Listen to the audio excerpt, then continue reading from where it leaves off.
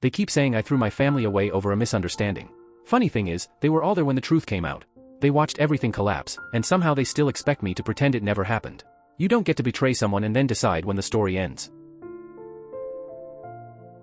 I'll never forget the smell of cinnamon ham and pine needles when my life came apart, or, honestly, when everything finally fell into place.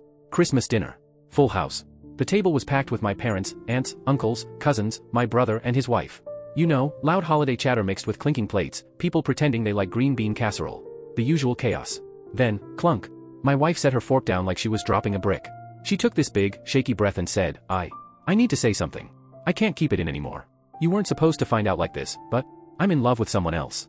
Everyone froze mid-chew. Even the dog stopped licking itself. It was like somebody muted reality. And then she pointed the knife straight at the heart of the room. I'm in love with your brother. For a second, I actually admired how bold she went with it. No soft landing, no gentle transition, just a nuclear launch. My mom made a sound that can only be described as a dying possum. My brother looked stiffer than a Thanksgiving turkey, and his wife stared at him like she was measuring where to bury the body. Meanwhile, I took a sip of wine and said calmly, "Thanks for telling me." She blinked hard. "What? That's it?" "Yeah. Appreciate the honesty. Late as hell, but better than never." Her eyebrows twisted. "What do you mean, late?" I leaned back, casually.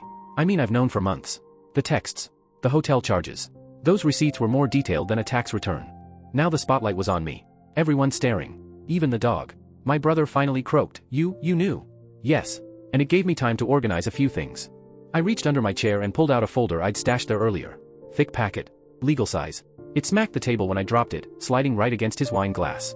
"Speaking of which," I said, "I'm buying out your share of the business. Full valuation inside. 3 separate appraisals. You have the standard notice period to accept. After that, we go to forced sale per our contract." He snatched the folder like it was covered in venom. His whole face turned red while his eyes shot down the pages. My wife hissed, "You filed for divorce?" "Last week," I replied. "Remember that friendly woman at your yoga studio who asked all those questions?" Process server.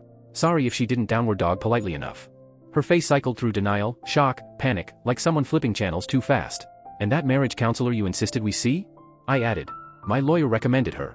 She documented every session where you swore you were committed, even while you were still sneaking around with him. Apparently, courts care about that stuff." My brother slammed a page with his finger. "This valuation is garbage. It's too low." "Nope. It's exactly market rate for a small construction company with old equipment and unstable revenue." 3 appraisers said nearly the same thing. But hey, feel free to challenge it.